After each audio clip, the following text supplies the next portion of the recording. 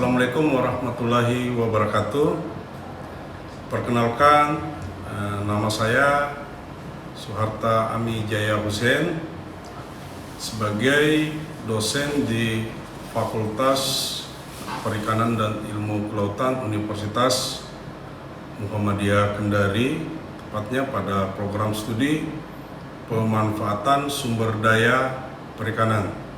Mata kuliah yang saya ampu adalah mata kuliah ekologi laut dengan kode 6320-2633 dengan SKS 4. Adapun deskripsi mata kuliah ekologi laut adalah membahas tentang aspek biologi dan bentuk adaptasi biologis dari organisme laut sesuai habitatnya dan ekosistemnya masing-masing. Sehingga tujuan dari mata kuliah ini adalah mahasiswa mampu memahami konsep dasar ekologi laut, prinsip-prinsip ekologi yang berlaku di lautan, dan peran penting ekosistem laut dalam menjaga keseimbangan lingkungan laut. Model pembelajaran yang kami gunakan ada dua, yaitu sinkronus dan asinkronus. Sinkronus tatap muka atau tatap maya, atau jenis pembelajaran yang mana seorang mahasiswa menghadiri kelas dalam waktu yang sama dengan dosen dan teman kelas lainnya, meskipun sedang melaksanakan pembelajaran jarak jauh. Yang kedua, asinkronus, yaitu kami menggunakan e-learning atau e-lumak yang ada di Universitas Muhammadiyah Kendari. Adapun metode pembelajaran yang saya gunakan adalah metode DIA, Delivery Interaction atau Assessment, di mana delivery adalah cara penyampaian materi perkuliahan agar dapat diterima dengan baik oleh mahasiswa. Yang kedua yaitu interaction antara dosen dan mahasiswa dengan mahasiswa yang lainnya. Dan yang ketiga yaitu assessment, yaitu penilaian melalui pemberian tugas dan evaluasi, mengukur kemampuan mahasiswa dan menerima pemberian materi. Sedangkan untuk strategi di dalam perkuliahan mata kuliah ekologi laut ini, kami menjelaskan materi perkuliahan dan memberikan kesempatan kepada mahasiswa untuk memberi tanggapan atau pertanyaan terkait dengan materi perkuliahan. Yang selanjutnya terkait tentang penyampaian CPN atau capaian pembelajaran, itu menurunkan capaian mata kuliah yang disebut dengan CPMK. Yang kemudian dari CPMK kami teruskan dengan sub CPMK yang bertujuan untuk seluruh pencapaian pembelajaran mata kuliah ekologi laut ini yang telah diturunkan berdasarkan dengan profil lulusan program studi pemanfaatan sumber daya perikanan. Adapun CPMK diantaranya adalah: pertama, mahasiswa mampu memahami konsep dasar ekologi laut termasuk dengan definisi, sejarah, dan ruang lingkupnya. Yang kedua, mahasiswa itu mampu memahami, mengidentifikasi berbagai jenis organisme seperti ekosistem terumbu karang, ekosistem padang lamun, ekosistem mangrove, dan ekosistem estuarial. Yang ketiga, mahasiswa mampu memahami cara menganalisis interaksi antar organisme dan ekosistemnya, termasuk rantai makanan, jaring makanan, simbiosis, dan predasi. Kemudian yang keempat, mahasiswa dapat memahami peran penting ekosistem laut dalam menjaga keseimbangan alam seperti menyediakan habitat bagi biota laut, melindungi garis pantai dari abrasi, dan menghasilkan oksigen. CPMK yang kelima, yaitu mahasiswa mampu memahami melalui analisis dampak pencemaran dan perubahan iklim terhadap ekosistem laut dan bagaimana upaya penanggulangannya.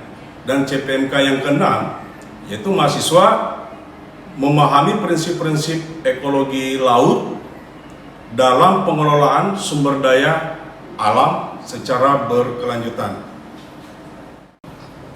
Setelah CPMK, kemudian diteruskan menjadi sub CPMK. Nah, adapun sub CPMK mata kuliah ekologi laut ini yang kami turunkan, yaitu yang pertama adalah mahasiswa mampu menjelaskan konsep dasar ekologi laut, termasuk definisi sejarah dan ruang lingkupnya. Kemudian yang kedua, mahasiswa mengetahui cara mengidentifikasi dan mendeskripsikan berbagai jenis ekosistem laut, seperti ekosistem yang telah saya sebutkan sebelumnya, yaitu ekosistem terumbu karang, ekosistem padang lamun, ekosistem mangrove, dan ekosistem estuarial. Kemudian yang ketiga, mahasiswa itu dapat menganalisis interaksi antar organisme dan ekosistem laut. Yang keempat, mahasiswa dapat menjelaskan peran penting ekosistem laut dalam menjaga keseimbangan alam. Dan yang kelima, mahasiswa dapat menjelaskan dampak pencemaran dan perubahan iklim terhadap ekosistem laut dan bagaimana upaya penanggulangannya. Dan yang terakhir, mahasiswa dapat menjelaskan prinsip-prinsip ekologi laut dalam pengelolaan sumber daya secara berkelanjutan.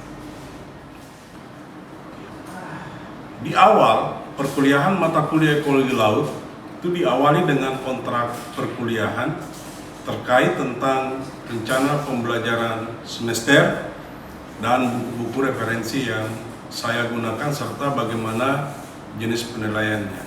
Adapun kontrak perkuliahan yang kami lakukan dalam mata kuliah ekologi laut ini, yaitu yang pertama, partisipasi mahasiswa sebanyak 20%, kemudian asesmen atau penilaian mingguan itu sekitar 10%, praktik lapangan sebanyak 10%, kehadiran juga itu 20%, ujian tengah semester 20%, dan ujian akhir semester 20%, sehingga total menjadi 100%. Jadi demikian ringkasan dari mata kuliah ekologi laut. Lebih dan kurangnya mohon dimaafkan. Assalamualaikum warahmatullahi wabarakatuh.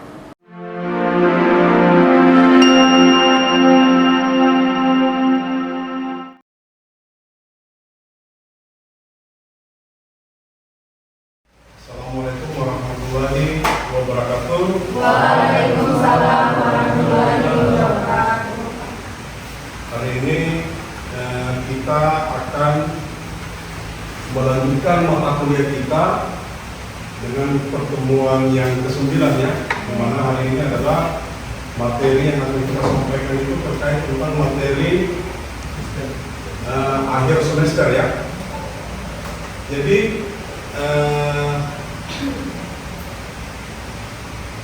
pertemuan hari ini kita akan membahas terkait tentang judul ekosistem terumbu karang, di mana kemarin atau minggu lalu kita sudah membahas terkait tentang materi yang berhubungan dengan dasar ekologi secara umum, sehingga pada hari ini kita akan lanjut terkait tentang teknis satu persatu dari apa saja ekosistem yang ada di pesisir. Oke, jadi ekosistem terumbu karang itu mungkin sudah umum dan selalu didengar baik kalangan mahasiswa maupun masyarakat. Namun pada kesempatan hari ini kita akan mengkaji lebih detail lagi terkait apa sih sebenarnya ekosistem terumbu karang itu. Apakah terumbu karang itu masuk dalam kelompok abiotik atau biotik? keluarkan Satgabur untuk membangun kerangka ekosistem ini memiliki keanekaragaman hayati yang merupakan habitat bagi hewan-hewan laut lebih dari 25% spesies yang ada di lautan, gitu ya. Jadi hampir 25%, sisanya di ekosistem lain. Sebelum saya lanjut ke materi yang pembahasan karang berikutnya, perlu diketahui bahwa ada di dalam paragraf ini yang disebut dengan kata polip. Polip ya. Polip ini adalah salah satu hewan yang berasosiasi di dalam lingkungan karang atau terumbu. Kenapa dikatakan dia terumbu karang? Artinya kalau terumbu itu mengatakan dia lebih dari satu, banyak ya, sehingga di dalam terumbu karang ini bisa memiliki sampai 200 jenis spesies untuk karang, gitu ya. Nah, sehingga polip ini hidup di antara terumbu karang yang berfungsi sebagai pembentuk atau pembuat terumbu atau membuat rumah di dalam satu ekosistem perairan dangkal, sehingga pembentukan karang tersebut itu diawali oleh adanya proses interaksi antara polip dan mikroalga yang disebut dengan zooxanthella. Nah, inilah yang terjadi proses makan ya antara zooxanthella dan polip, sehingga sederhananya bahwa terumbu karang itu atau yang disebut dengan karang itu adalah hewan, bukan tumbuhan atau bukan batunya. Terus kemudian ada yang disebut dengan hidup berkoloni. Koloni itu adalah satu pengelompokan. Dia berkelompok-kelompok sehingga kalau jika Anda mendengar kata koloni, koloni itu dia berkelompok. Kayak antara fakultas ya, kayak fakultas perikanan, fakultas pertanian, fakultas hukum, itu dia berkelompok. Tapi dalam satu ekosistem, gitu ya, dia berekosistem. Sehingga koloni itu tidak mendiami satu tempat saja, banyak di tempat-tempat yang lain.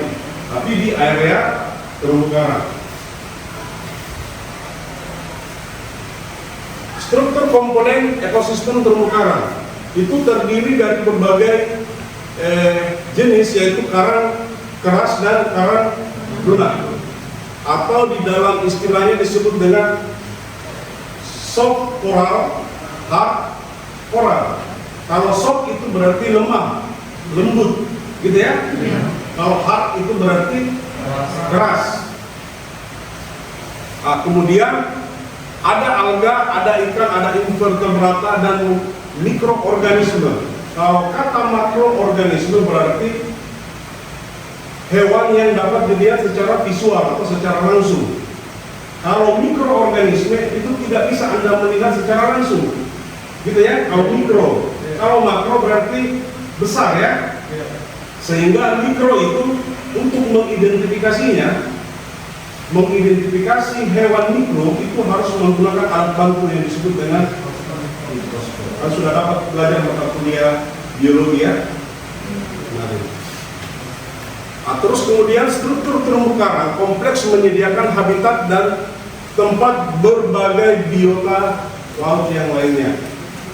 Terumbu karang sebagai pelindung pantai. Kalau kata pelindung pantai itu yang disebut dengan breakwater. Tulisannya breakwater, ya. Pelindung pantai. Ada juga breakwater yang non alami, itu buatan manusia. Coba Anda nanti kalau punya waktu pulang mudik ini, kalau lebaran, coba pergi di daerah-daerah pelabuhan atau daerah pesisir. Biasa Anda lihat bangunan yang ditaruh di dekat pelabuhan, kayak pemecah gelombang ya. Nah, pemecah gelombang itu yang disebut dengan breakwater. Tapi Allah sudah menciptakan terumbu karang sebagai pelindung pantai, sehingga secara lingkungan dan di dalam kehidupan kita, ya kita harus menjaga dan melindungi ekosistem itu, sekalipun kita memanfaatkan tapi tidak boleh merusak. Gitu ya secara ekologinya.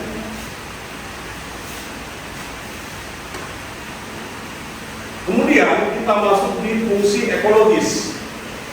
Ini tadi yang saya jelaskan. Pertama, fungsi yang pertama adalah habitat. Menyediakan habitat lebih dari 25%. Itu tadi ya. Nanti yang jenis Mollusca, Crustacea, Echinodermata nanti kita belajar di lapangan ya. Pada saat kita praktikum lapangan nanti setelah lebaran. Oke, saya lanjut. Fungsi yang ketiga yaitu sebagai sumber makanan. Menjadi sumber makanan bagi banyak spesies biota laut dan manusia. Kemudian yang keempat sebagai fungsi pariwisata, yaitu mendukung industri pariwisata bahari. Yang ini terpotong ya. Yang kelima yaitu fungsinya sebagai keanekaragaman hayati. Ekosistem terumbu karang yang ada di Indonesia berbeda dengan ekosistem terumbu karang yang ada di daerah subtropis. Masih ingat kemarin? Subtropis dan tropis, masih ingat? Kalau tropis itu yang memiliki dua musim ya. Subtropis 4 musim. Nah, di Indonesia itu katakanlah sinar mataharinya sesuai dengan standar lingkungan, orang bilang ya, standar lingkungan. Maksud saya, sinar matahari kita itu mulai dari sekitar jam 6 sampai jam 6 sore, gitu ya. Sementara di daerah-daerah subtropis, sinar matahari itu hanya berkisar kadang 4 jam, ada yang 8 jam. Bahkan ada yang tidak muncul sama sekali ya. Nanti bulan tertentu baru muncul sinar matahari. Nah, sehingga kita yang menjadi masyarakat Indonesia harusnya bangga. Bangganya di mana? Karena ekosistem yang memiliki sinar matahari, yang mendapatkan sinar matahari secara rutinitas istilahnya sekitar hampir 11 atau 12 jam, itu pasti pertumbuhannya akan sangat baik. Karena kenapa? Ekosistem terumbu karang dia membutuhkan sinar matahari untuk melakukan proses fotosintesis, gitu ya. Nah, kemudian berdasarkan data-data yang disampaikan oleh Kementerian Kelautan Perikanan Republik Indonesia bahwa Indonesia ini terumbu karangnya hampir paling banyak di dunia. Hampir paling banyak di dunia. Ya, salah satunya lagi ekosistem yang paling terbanyak itu ada di daerah Sulawesi. Selalunya Sulawesi ya. Kemarin lagi masa bicara hutan di Sulawesi. Nah, di Sulawesi di mana adanya yang paling banyak itu di daerah Sulawesi Tenggara dan Sulawesi. Kalau kita di Sulawesi Tenggara di sini yang terkenal itu di daerah Wakatobi. Kenapa terkenal di daerah Wakatobi? Karena di Wakatobi itu memiliki satu terumbu, satu ekosistem karang yang berbentuk atol, yang berbentuk bundar dia, kayak cincin ya. Dan itu di daerah lain kadang kita tidak temukan. Kadang kita tidak temukan, termasuk di Sulawesi Tenggara juga ini, di Kota Kendari itu kita tidak temukan. Yang ada teridentifikasi baru di daerah Wakatobi. Gitu.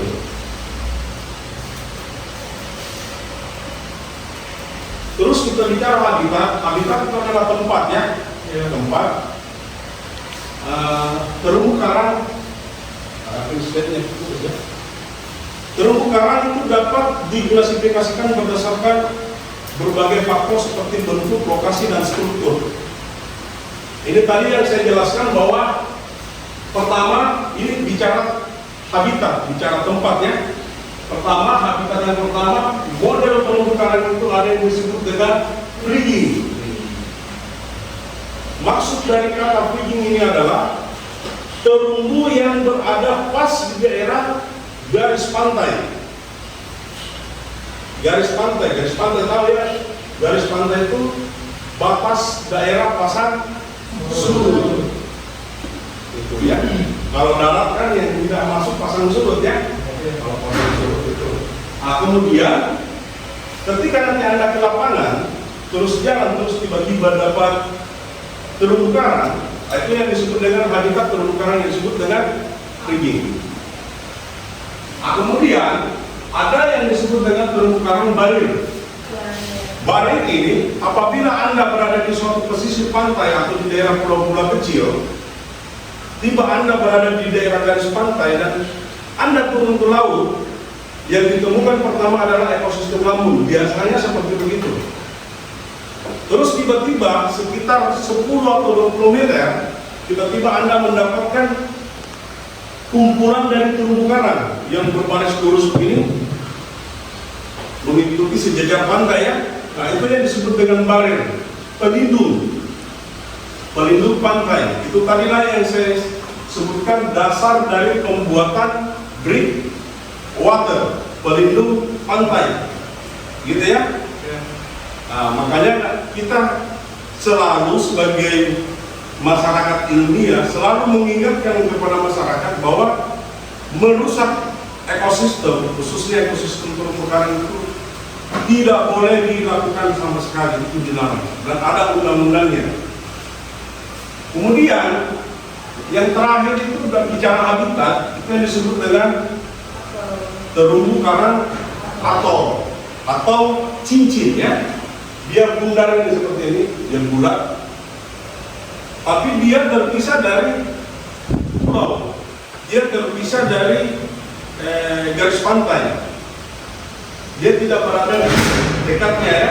Nah, ini klasifikasi habitat ekosistem terumbu karang.